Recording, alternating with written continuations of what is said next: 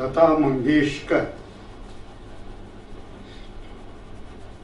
ऐसा मानते हैं कि दुनिया में आज तक कोई परफेक्ट इंसान हुआ है तो लता मंगेशकर।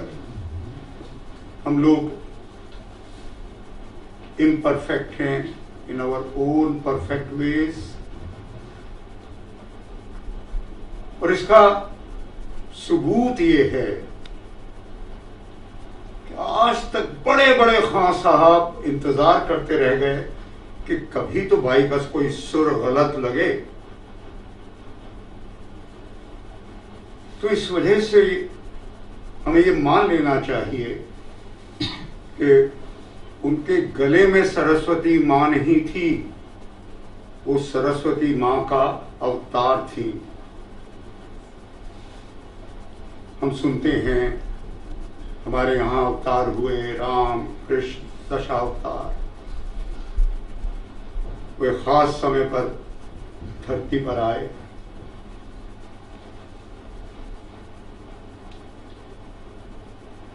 पर लता जी का जहां तक ताल्लुक है, मुझे नहीं पता कि वो सारे अवतार जो थे जिनके बारे में हम सुनते हैं कितनी माइथोलॉजी थी, कितनी हिस्ट्री थी।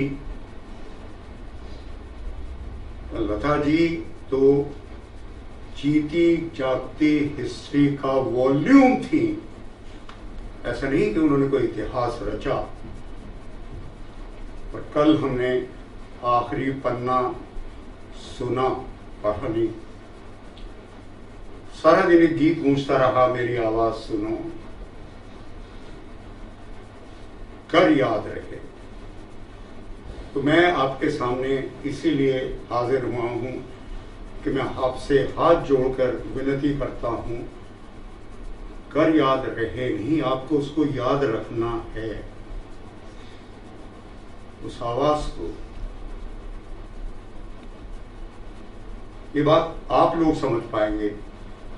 मैं हमेशा कहता हूं कि एक्टर्स इमॉर्टल हो जाते,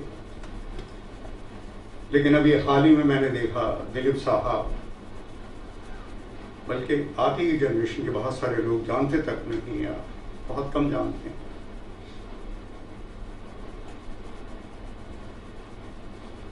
है ना। और लता जी को हमें याद रखना है। और क्यों? आज के गाने जितने भी हैं तन को आनंद देते हैं, मन को आनंद देते हैं। लता जी के गाने आत्मा को आनंद देते हैं। यूं भी कहते हैं कि संगीत रूह की खुराक है। शायद यही बात आपकी कॉन्शियसनेस तक पहुंचाने के लिए लता जी आई थी यहाँ धरती पर।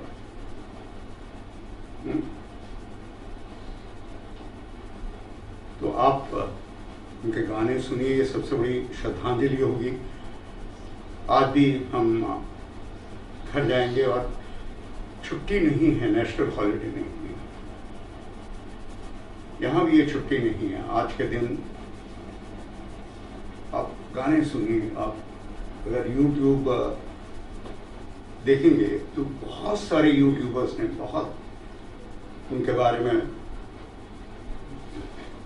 बातें कही हैं, है ना। बहुत सारी बातें जो शायद आपको पता ना हो, है ना। उनकी हिस्ट्री पार्थिव शरीर में तो थी, उनके हिसाब से उनके जो भी उपलब्धियां हैं, अचीवमेंट्स हैं, या गाने सुनिए, अनगिनत गाने हैं। यूं लता जी का अपना मनपसंद गाना था ज्योति कलश छलके। और मैं आपसे ये कहता हूं कि जोत से जोत जलाते चलो, यानी खुद नहीं सुनना, आपने आने वाली पीढ़ियों को भी सुनाना, और उनसे कहना है कि आने वाली पीढ़ियों को सुनाते रहें।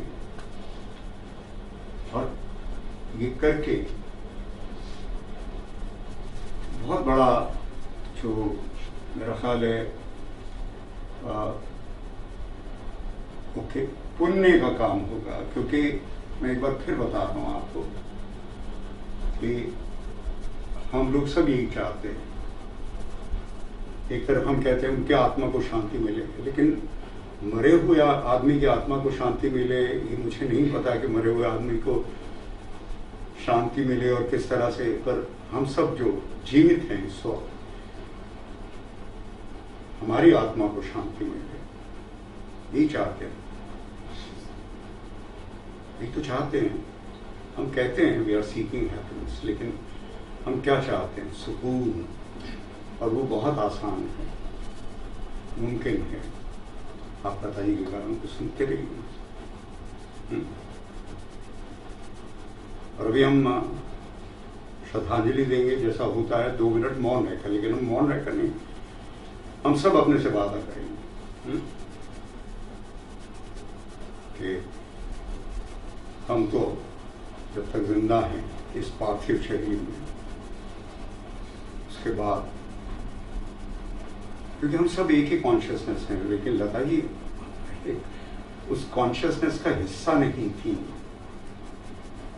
है ना? कोई भी अवतार होता है तो एक कॉन्शियसनेस का हिस्सा नहीं होता। सेम कॉन्शियसनेस हम सब में फ्लो करेंगे। और अवतार क्यों आते हैं, क्या वजह है? अवतार हैं इसीलिए हायर कॉन्शियसनेस कहते हैं, हाईएस्ट कॉन्शियसनेस कहते हैं, जो भी आप कहना चाहें। शब्द हैं, शब्द तो कभी भी ये सारी बातें बता नहीं पाएंगे, बहुत सीमित होते हैं। लेकिन संगीत नहीं, जो लिरिक्स होते हैं। यहाँ एक और बड़ी अच्छी बात मैं बताऊं कि आप एक्टर्स हैं, एक राइटर होता है, डायरेक्टर होता है, लेकिन आप ह्यूमन फैक्टर इस तरह से करते कि लगता है कि आपकी आप बीती है। लता जी के गानों के बारे में ये भी बहुत विशेष बात है कि लिरिक्स किसने लिखे हैं, ये लगता ही नहीं था। जब वो गाती थी तो लगता था कि उन्हीं के शब्द हैं, और संगीत के ऊपर वो शब्द तैरते रहने चाहिए, ये उन्होंने बताया। तो सीधा इसीलिए आत्मा तक पहुंच जाते हैं उनके गाने। खैर मुझे व्याख्या नहीं देनी, आप खुद इसका अनुभव करें अगर आपने लता जी के बहुत गाने नहीं सुने तो, और आने वाली पीढ़ियां उनको भी कहें कि सुनते रहें ताकि सबकी आत्मा आनंदित रहे। मैं समझता हूँ कोई मेडिटेशन करने की ज़रूरत नहीं है, कोई माइंडफुलनेस की ज़रूरत नहीं, सिर्फ गाने सुनिए उनके, लता जी के गीत सुनिए, हर तरह के भजन सुनिए या क्लासिकल गाने सुनिए। मतलब संगीत की कोई भी विधा ऐसी नहीं है। That's why she was perfect. अभी थोड़ी देर के लिए खड़े हो जाएंगे और फिर से बाहर